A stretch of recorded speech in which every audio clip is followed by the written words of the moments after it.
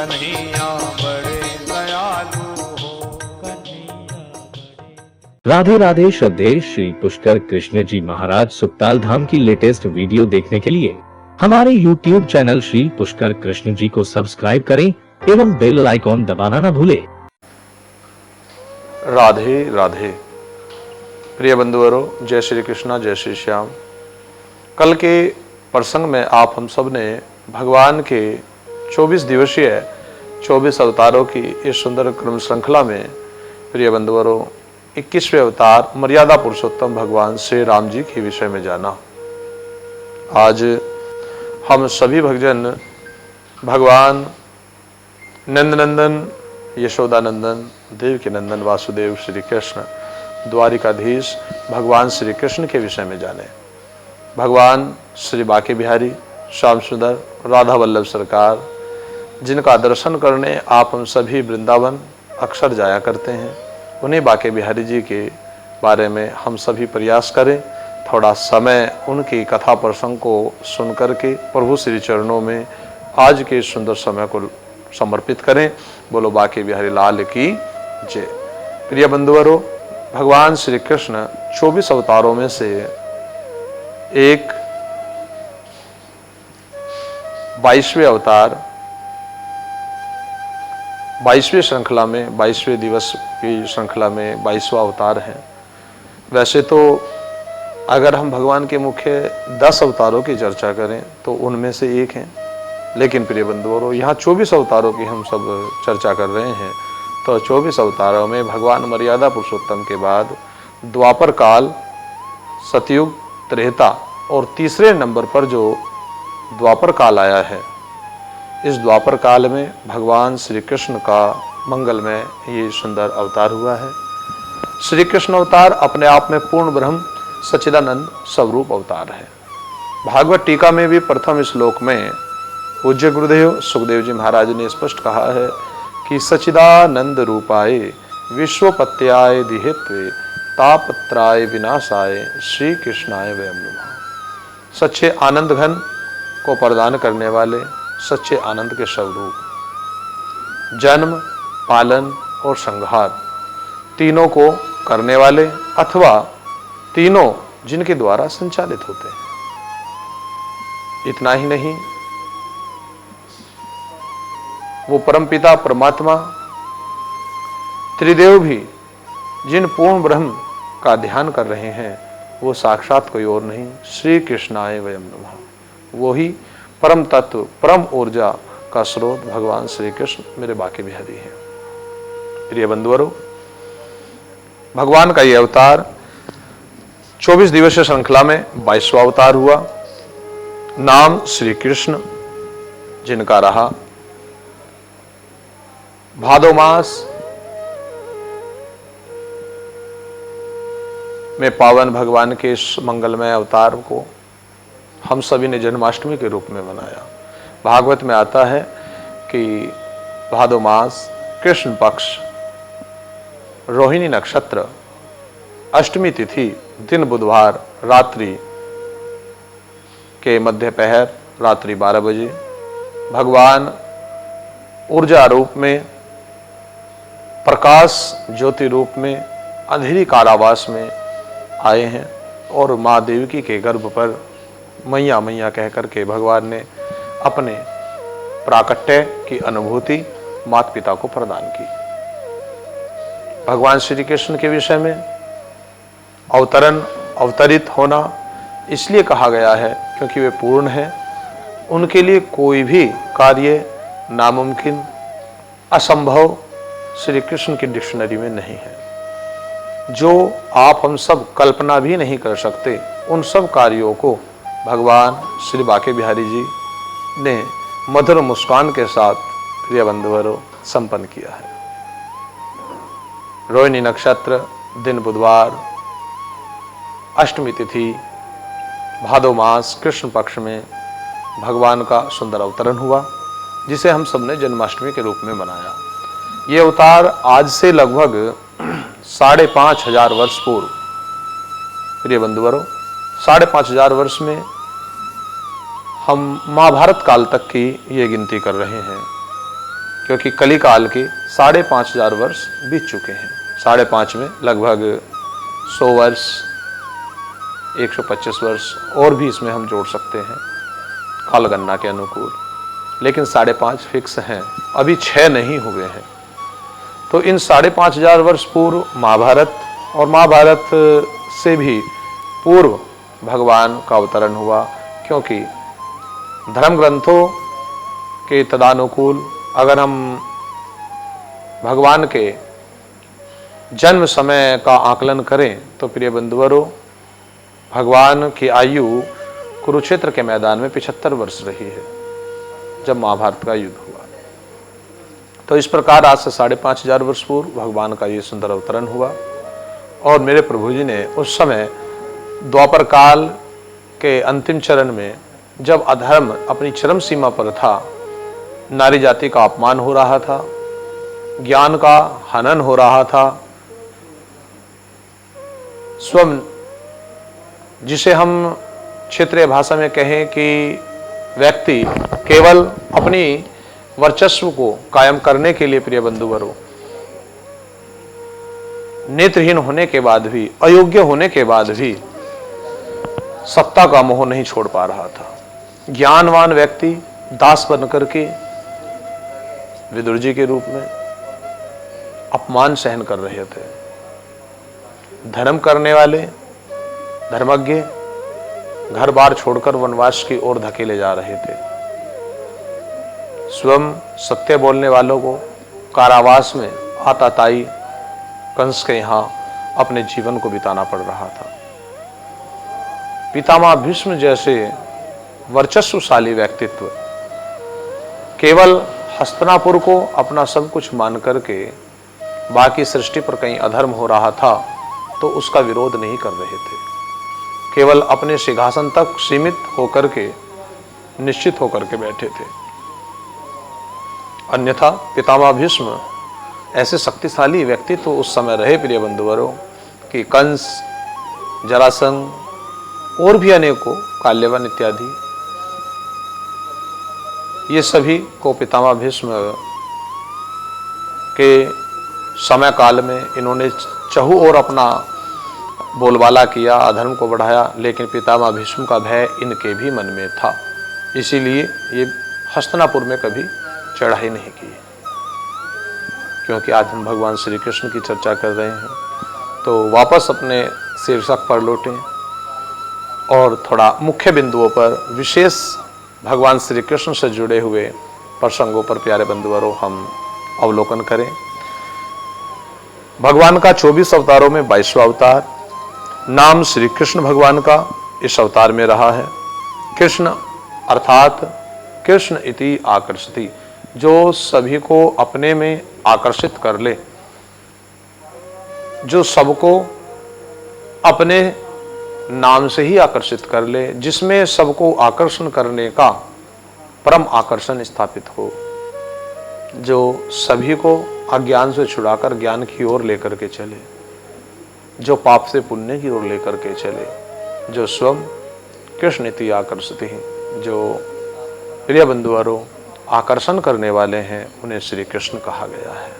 श्री का तात्पर्य आप लक्ष्मी से भी लगा सकते हैं, सम्मान सूचक शब्द से भी लगा सकते हैं।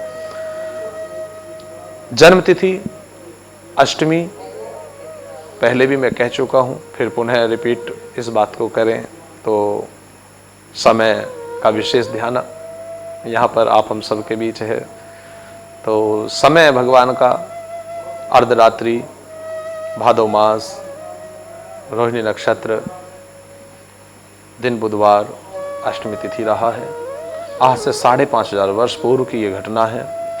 भगवान की माता जी का अगर नाम का बात हम करें तो जन्मदात्री भगवान की, वैसे तो प्रभु का अवतरण हुआ है, लेकिन लौकिकवाद दृष्टि से जिन्हें माता का श्रेय भगवान ने दिया जन्मदात्री कहलाने का, वे देवकी जी रही हैं और पिता भगवान के वसुदेव जी रहे हैं। वसुदेव जी सूरसेन जी के पुत्र थे।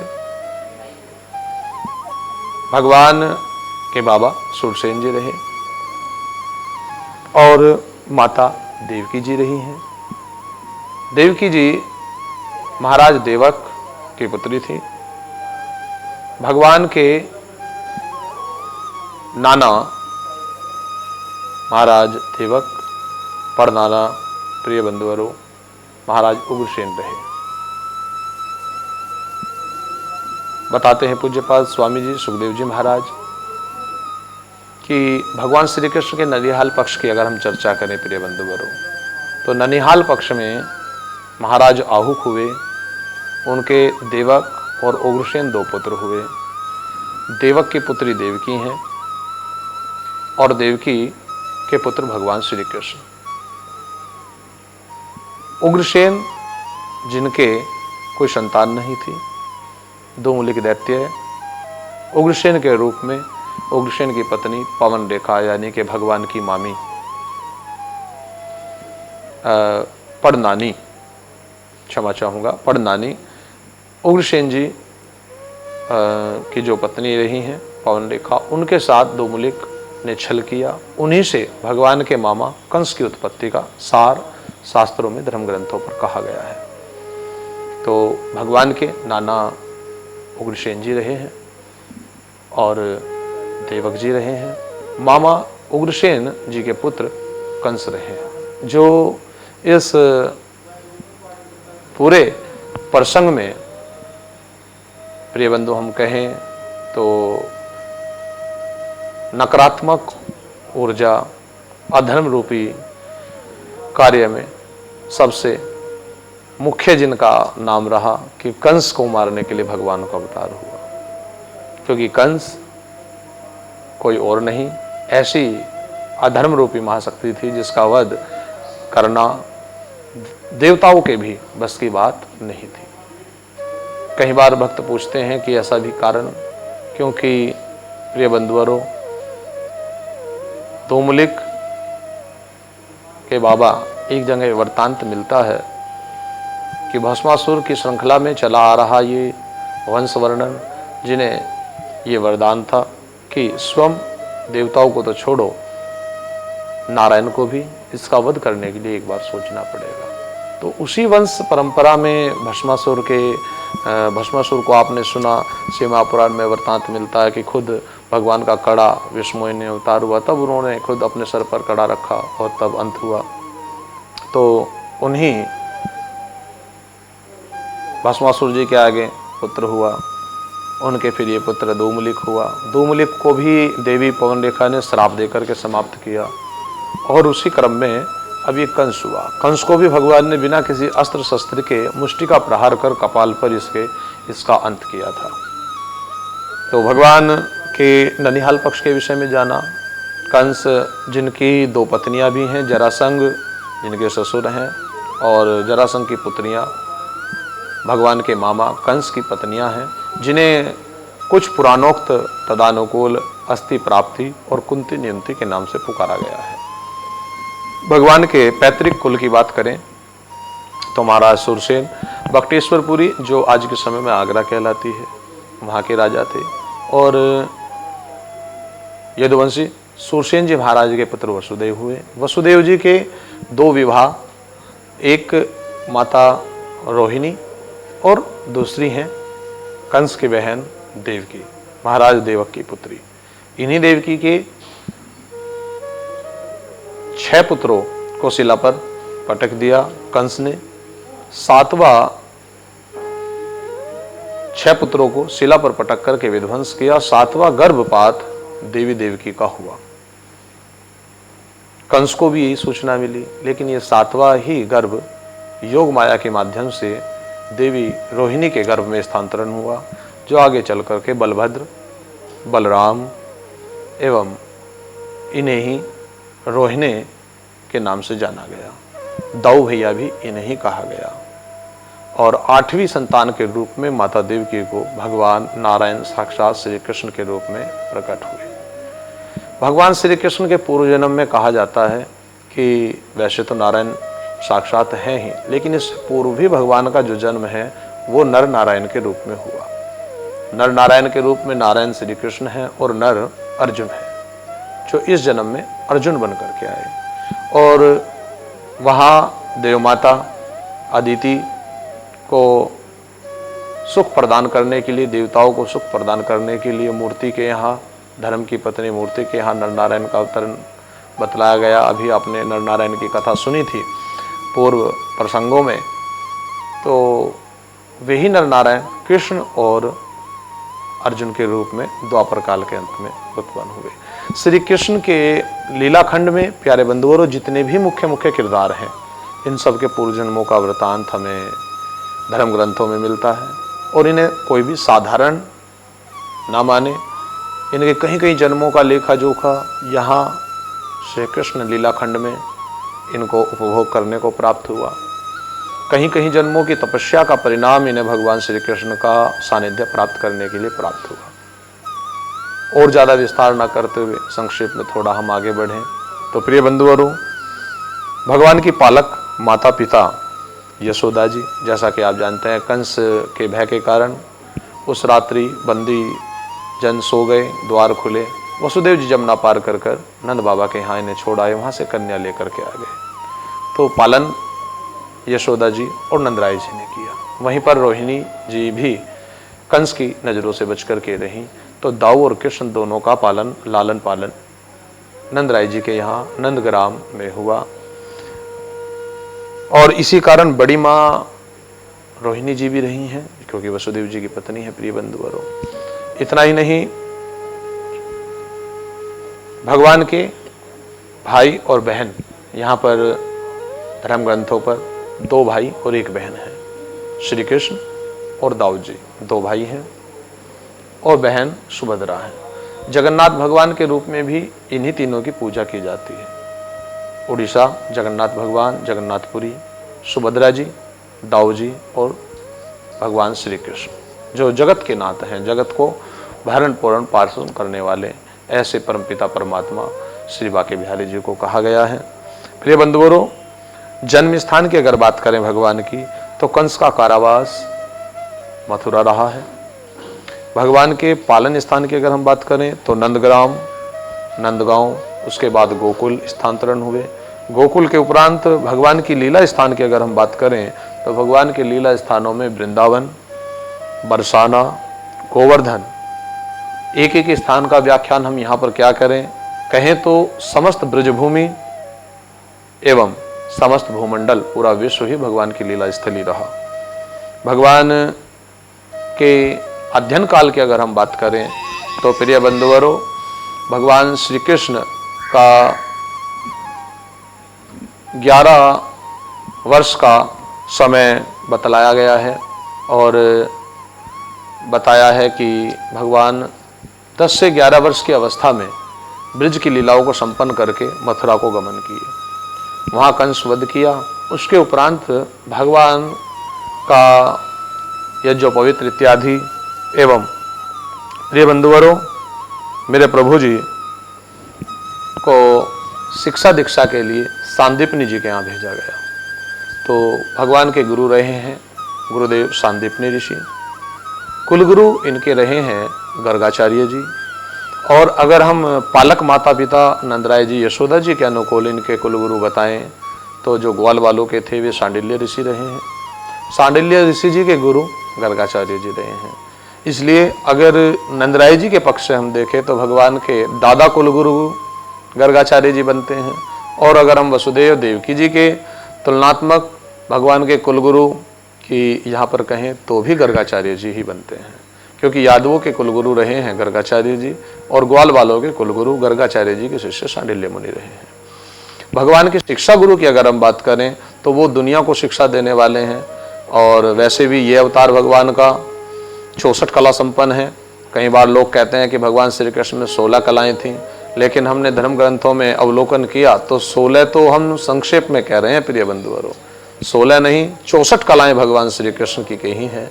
और एक जगह तो ये भी श्लोक मिलता है कि भगवान की कलाओं को गिनने की क्षमता हम में और आप में कहाँ से आई। हमारी आपकी तो औकात ही नहीं कि हम भगवान की कलाओं को गिन सकें। वे तो अनंत कलाओं के धारण हैं, कला ही उनसे और वे कलाओं में हैं। सारी कलाएं, वो जो कार्य करते हैं वही कला बन जाए। तो इसलिए फिर भी जानकारों की जानकारी है तो जो आकलन मिला वो 64 कलाओं का मिला। और ये 64 कलाएं भगवान ने प्रतिदिन एक कला को धारण किया। और इस प्रकार केवल 64 दिवस भगवान गुरुकुल में रहे। और गुरुदेव सांदीपनी ऋषि जी जो बड़ा दिव्य ज्ञान रखते थे, उनके द्वारा भगवान ने 64 दिनों में 64 कलाओं को धारण किया। प्रिय बंधुवरों, इसीलिए हमारे गुरुकुल की पद्धति को और गुरुकुल की विद्या अध्ययन को श्रेष्ठ कहा गया है। आज भी गुरुकुलों की आवश्यकता समाज में पुनः आन पड़ी है, अपनी संस्कृति विरासत को संभालने के लिए, बचाने के लिए। किसी रोज आप सबके सामने गुरुकुल में होने वाली उन समस्त विद्याओं के बारे में भी एक प्रसंग रखा जाएगा, बतलाया जाएगा। लेकिन आज हम श्री कृष्ण भगवान के विषय पर चर्चा कर रहे हैं, तो उन्हें थोड़ा जाने समझें। तो भगवान 64 कला संपूर्ण हो गए। सांदीपनी जी को गुरु दीक्षा में उनका पुत्र ब्रह्मदत्त ला करके उन्हें प्रदान किया। यमपुरी तक जाना पड़ा भगवान को। यानी कि जो व्यक्ति 64 कला सीख लेता है, वह समस्त दिशाओं को जान लेता है, मन की गति से चलना जान लेता है, और इहलोक परलोक समस्त लोकों का गमन करना जान लेता है, श्वास क्रिया को अपने काबू में करना जान लेता है, और वह फिर आम व्यक्ति से, प्रिय बंधुवरों, एक विशेष व्यक्ति यानी कि अवतारी बन जाता है। कर्म करने से, सीखने से ही व्यक्ति सब कुछ प्राप्त करता है।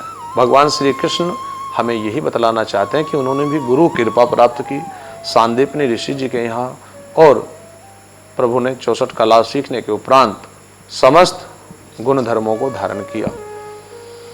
प्रिय बंधुवरों, बाल लीलाओं में ही भगवान ने युद्ध कला कौशल में, जिसे हम जूडो कराटे कहते हैं, मार्शल आर्ट कहते हैं, उसका धर्म ग्रंथों के आधार पर नाम कलारपट्टू मिलता है, उसकी खोज कर डाली थी।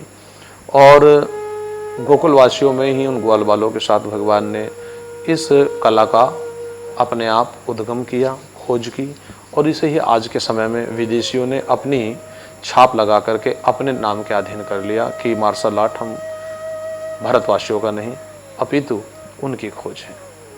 जैसे आज क्रिकेट को लोग कहते हैं विदेशी खेल है। काली देह पर जब भगवान ने गेंद खेली तो उस समय गेंद का खेल तो ठाकुर जी खेल चुके थे। तो सबसे पुरानी विरासत हमारी धर्म संस्कृति, हमारे सनातन रहा है। अनेकों चीज़ें ऐसी मिलती हैं जो द्वापर काल में श्री कृष्ण कर चुके हैं, जिन्हें आज विधर्मी ये कहते हैं कि भाई ये हमारी खोज है। प्रिय बंधुवरों, शिक्षा दीक्षा भगवान की 64 दिवस में संपन्न हुई। यहाँ भगवान के मित्र सुदामा जी बने, परशुराम जी ने यहीं भगवान को सुदर्शन चक्र दिया, और तदुपरांत भगवान ने फिर एक दो नहीं अपितु कई बार जरासंध को पराजित किया, काल्यावन का वध किया, मुचकुंद जी को जागरूक किया, और फिर द्वारिका का निर्माण किया। द्वारिका में भगवान ने विश्वकर्मा जी के द्वारा उसका निर्माण करवाया, और इसी द्वारिका को जो समुद्र से जगह लेकर के बनाई, अपना स्थानीय निवास बनाया। तो भगवान के स्थानीय निवास की अगर हम चर्चा करें तो प्रिय बंधुवरों, वो समुद्र से ली हुई जगह द्वारिका रही, जो आज भी है। गुजरात में द्वारिका का क्षेत्र पड़ता है। भूमिगत द्वारिका जो हम सब के दर्शन मात्र के लिए वहाँ पर उपलब्ध है, लेकिन भगवान के वे ओरिजिनल, वे रियल समस्त महल, वे सभी जो भगवान के द्वारा निर्माण किए गए थे, भगवान की लीलाओं के उपरांत समुद्र ने अपने जल आगोश में ले लिए थे।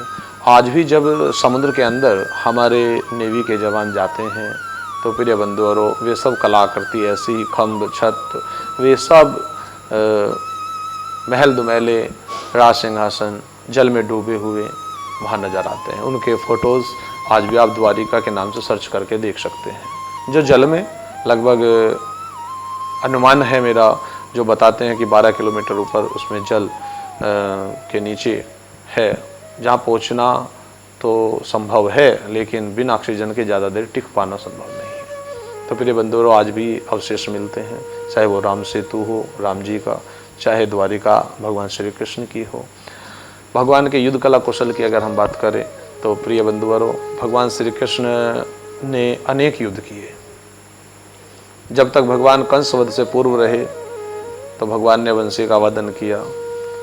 और अगर संघर्ष की बात करें तो श्री कृष्ण से ज़्यादा जीवन किसी का संघर्ष में नहीं रहा। 6 दिन के थे मात्र, भगवान पूतना आ गई, उसे समाप्त किया तो सक्टासुर, तृणावर्त, अघासुर, बकासुर, खगासुर, ओकलासुर और लंभासुर, मानिए कि हर 15-20 दिन, महीने की अवधि पर कंस ने एक से बढ़कर एक दानव को भेजा और भगवान मुस्कुरा करके उन सब का विध्वंस करते रहे। कभी अजगासुर, तो कभी धेनुकासुर, तो कभी कालिया नाग का मर्दन किया। तो कालिया नाग का मर्दन कर भगवान ने समाज को सुंदर संकेत दिया। ऊंच नीच का भाव मिटा करके सबको एक होने का सुंदर संकेत कालिया मर्दन के इस प्रसंग से भगवान ने दिया। रंग भेद मिटाने का, नाग जाति उस समय जो हुआ करती थी उसको एकाकीकरण करने का भगवान ने सुंदर संकेत दिया। इतना ही नहीं प्रिय बंधुवरों, गोवर्धन लीला, इंद्र मान भंग, इंद्र जो संपन्न है सब चीजों से, उस इंद्र का मान भंग किया भगवान ने गोवर्धन पर्वत उठा करके। अर्थात सबको सही मार्ग पर लाने के लिए भगवान ने अनेक लीलाएं की। जरासंध के साथ भगवान के कहीं युद्ध हुए, तो काशीराज नरेश के साथ भी भगवान का युद्ध हुआ। जो जो दैत्य भगवान से युद्ध करने आए उन सबका भगवान ने युद्ध में संहार कर उद्धार किया। उनको उनके इस अधर्म रूपी जन्म से, प्रिय बंधुवरों, कर्म से, जन्म से मुक्ति भगवान ने प्रदान की। भगवान के विवाह की अगर हम चर्चा करें प्रिय बंधुवरों, युद्ध कला कौशल के बाद, तो भगवान का विवाह प्रथम रोहिणी जी के साथ हुआ,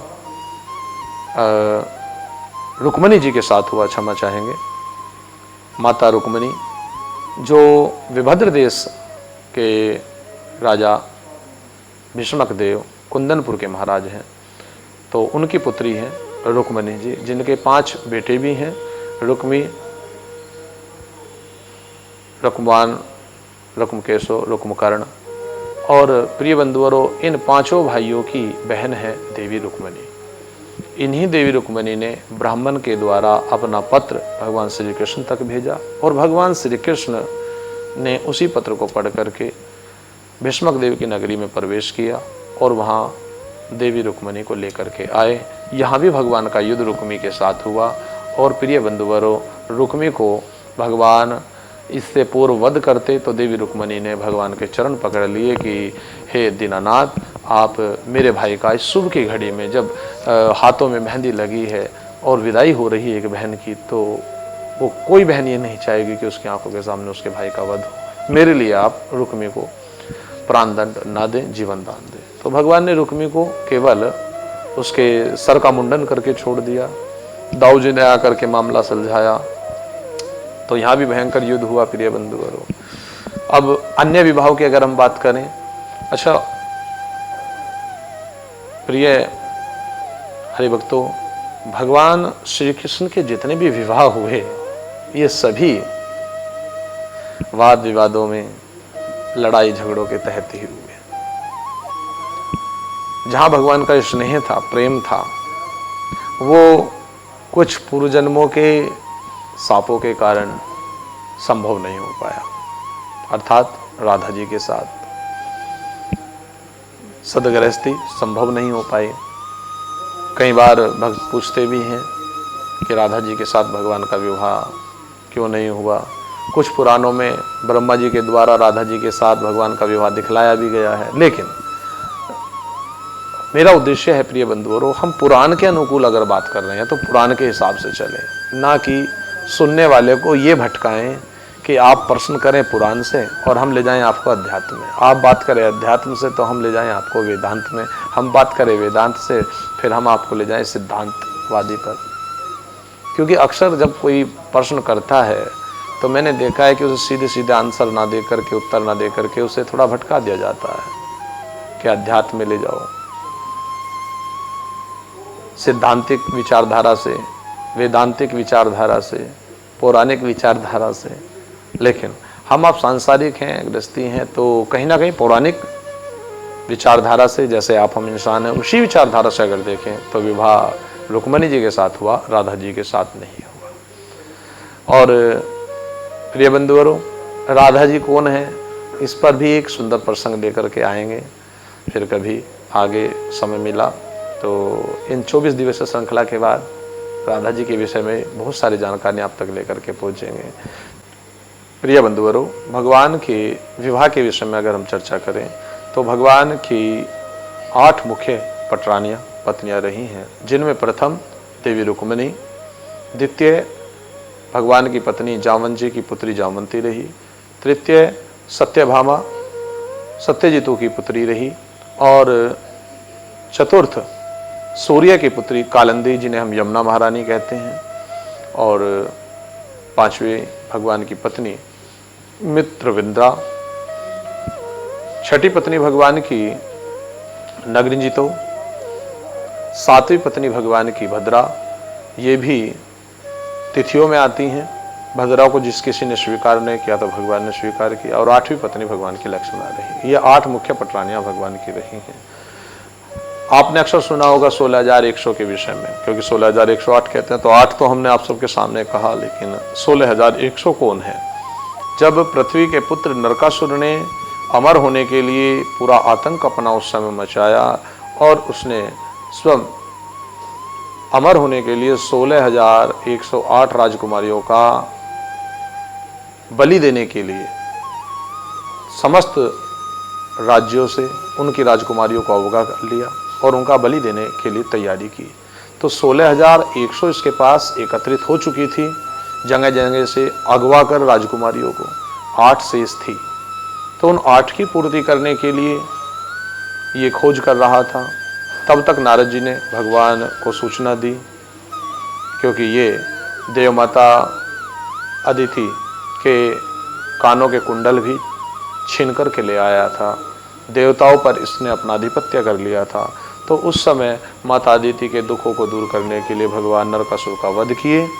माता अदिति के उन कवच कुंडलों को माने भगवान श्री कृष्ण ने माँ अदिति को प्रदान किए। वहाँ से पारिजात वृक्ष भी लाए। सत्यभामा को फिर अहंकार हुआ, लेकिन कथा को उस ओर न ले जाकर के हम 16,000 के अंक पर आए।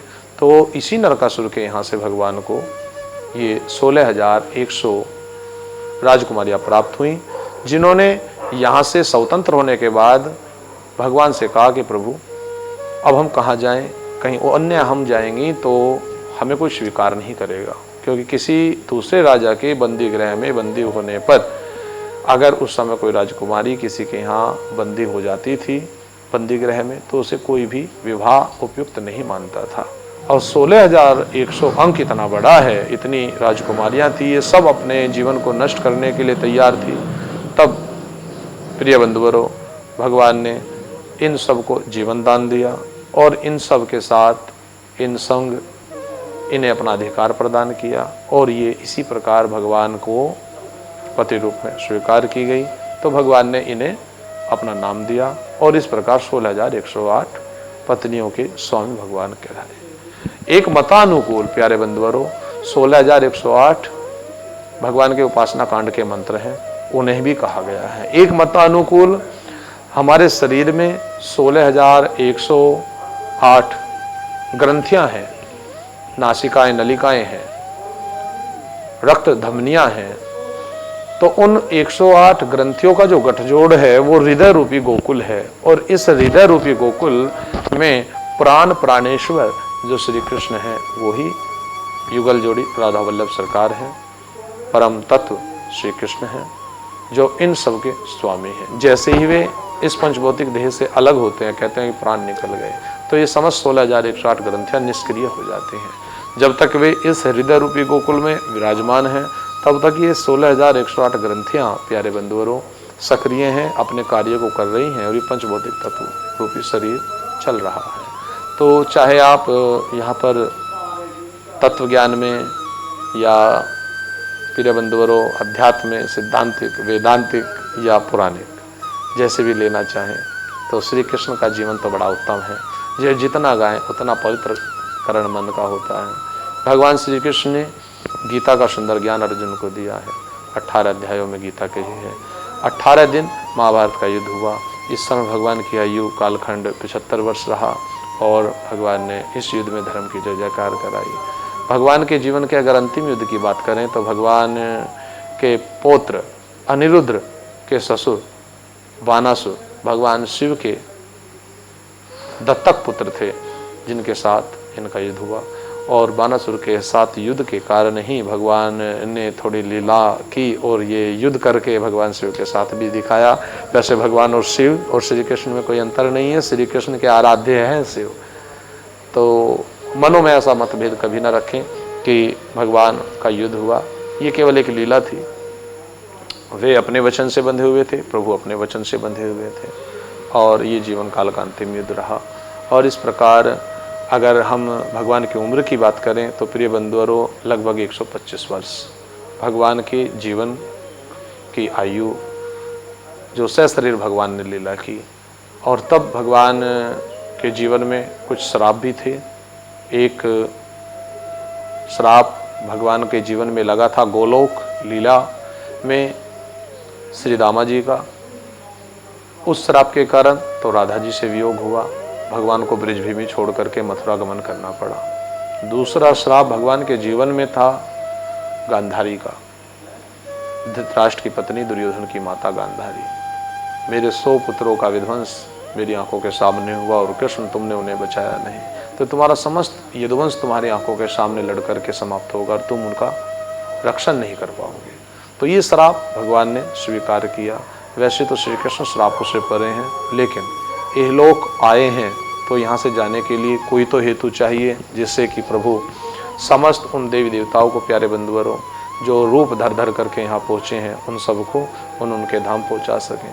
तो इस श्राप को अनुभूति बनाकर भगवान ने द्वारिका लीला को विराम दिया, संपन्न किया। और सांब भगवान के पुत्रों में थे, जामवंती के पुत्र, उनके एक हास्य परिहास से ऋषि दुर्वासा जी ने उनको श्राप दे दिया। ऋषि की परीक्षा ली और वो ही श्राप मूसल बन करके पूरे द्वारिका वासियों पर भारी पड़ा। इतना ही नहीं प्रिय बंधुवरों, उसी से वो एरा नामक घास मूसल से उत्पन्न हुई। द्वारिकावासी लड़ लड़ करके आपस में समाप्त हुए और वही एरा घास का एक अंतिम दिन का जर्रा नामक व्याधि ने बाण पर लगा करके भगवान के पाँव में हिरण की आंख समझ करके छोड़ा, क्योंकि भगवान के पाँव में पद्म मणि थी और वो पद्म मणि प्रिय बंधुवरों ऐसी चमकती थी जैसे हिरण की आंख। तो भगवान श्री कृष्ण ने उसे अपना हेतु बनाया, अन्यथा भगवान श्री कृष्ण को मारने का सामर्थ्य किसी में नहीं है। ऐसी भी किंवदंतियाँ मिलती हैं सुनने के लिए गुरुजनों संतों के मुख से कि जब भगवान श्री कृष्ण के देह का अंत्येष्टि अंतिम संस्कार अर्जुन इत्यादि ने किया, तो उस समय भालका तीर्थ जो आज भी गुजरात में है, तो वहाँ पर वो भगवान का हृदय रूपी अंग नहीं जला, और वो हृदय रूपी अंग आज भी साक्षात जगन्नाथ भगवान की सुंदर प्रतिमा में विराजमान है। आज भी वो हृदय ऐसे ही धड़कता है। ये किसी पुराण में नहीं, अपितु गुरुजनों और संतों के श्रीमुख से सत्संगों में गोपनीय चर्चाओं में सुनने को अक्सर प्राप्त होता है। तो प्रिय बंधुवरों, भगवान के पाँव में तीर लगना, अंत्येष्टि होना, या हम ये कहें कि इन सब लीलाओं से हम ये माने कि भगवान सदैव के लिए चले गए, तो थोड़ा सा विचार करें कुछ इन प्रसंगों से जो मैं आप सबसे कहता हूँ। जैसे कि मीराबाई को दर्शन देना, उनके साथ भगवान की लीलाएं, ये सब महाभारत काल खंड के बाद की घटनाएं हैं। तो कैसे संभव हुई? भगवान साक्षात थे तभी तो हुई। भगवान ने नरसिंह का भात भरा, ये कैसे संभव हुआ? भगवान साक्षात हैं तभी तो संभव हुआ। धन्ना जाट के यहाँ भगवान ने खेती में बुआई की, बैलों को हाँका, ये कैसे संभव हुआ? जब भगवान हैं तभी तो संभव हुआ। कर्माबाई के यहाँ खिचड़ी खाई भगवान ने, साक्षात प्रभु हैं तभी तो संभव हुआ। इतना ही नहीं प्रिय भक्तों, उस भक्त किसान की गवाही देने के लिए मेरे बाके बिहारी कोर्ट में पहुंच गए, तो ये संभव हुआ इसीलिए तो कि भगवान हैं तभी तो गवाही देने पहुंचे। तो श्री कृष्ण तो आज भी नित्य नवीन लीलाएं कर रहे हैं। मैं सोच रहा था कि जब भगवान श्री कृष्ण के विषय में 10 मिनट के लिए 20 मिनट के लिए आप सबके सामने आऊँगा और कथा प्रसंग को कहूँगा तो कैसे संभव होगा, क्योंकि भगवान श्री कृष्ण की जीवन लीला में प्रिय बंधुओं हम सभी 7 दिवसीय श्रीमद् भागवत कथा होती है, तो उसमें भी 7वें दिन यही कहना पड़ता है कि हरि अनंत हरि कथा अनंत, इतनी सारी लीलाएं हैं। तो यहाँ पर संक्षेप हमने जितना हो सका उतना संभवतः आप सबके सामने कहा। फिर कहूँगा कि सूर्य को दिया दिखाना, मुख्य मुख्य जो जानकारियाँ थी वो देने का प्रयास किया, और बहुत सारी जानकारियाँ, पूरा ग्रंथ भागवत शेष है भगवान श्री कृष्ण से जुड़ा हुआ, जो वेद व्यास जी दे रहे हैं हम सबको, तो 10 मिनट में कहना संभव नहीं है। इसलिए ऐसे मेरे बाकी बिहारी जी के श्री चरणों में जुड़ जाइए, और जो जहाँ जहाँ भी प्यारे बंधुवरों भटक रहे हैं, बस एक मार्ग, एक रास्ता, एक लक्ष्य, श्री बाके बिहारी, श्री गोविंद मेरे कृष्ण मुरारी, इनके श्री चरणों में जुड़ करके भगवान के शरणागत हो जाइए। सर्व धर्मानि परित्यज्य माम एकम शरणम व्रजः मोक्षेभ्यामि मा शुचः। भगवान श्री कृष्ण गीता में कहते हैं, जो कोई सब का त्याग करके केवल और केवल मेरी शरण हो जाता है, उसे मैं मुक्ति प्रदान करता हूँ। तो आप सब भगवान श्री कृष्ण से नेह लगाएं। भगवान श्री कृष्ण आज भी हम सब के बीच अपने नित्य नवीन लीला, क्योंकि पूर्ण ब्रह्म है, वे मृत्यु से परे हैं। मृत्यु को नहीं आ सकती और नारायण को नहीं आ सकती। ऐसे भगवान के श्री चरणों में हम कोटि कोटि वंदन करते हैं। कल हम सभी भगवान के बुद्ध अवतार के विषय में जानेंगे और भगवान बुद्ध को सुनेंगे। आप सभी अपने घर पर सुखी रहें, स्वस्थ रहें, खूब बाके बिहारी जी की जय जयकार करते रहें। आप सबको जय श्री राधे, जय श्री श्याम, बोलो बाके बिहारी लाल की जय। राधे राधे। श्रद्धेय श्री पुष्कर कृष्ण जी महाराज सुकताल धाम की लेटेस्ट वीडियो देखने के लिए हमारे YouTube चैनल श्री पुष्कर कृष्ण जी को सब्सक्राइब करें एवं बेल आइकॉन दबाना न भूलें।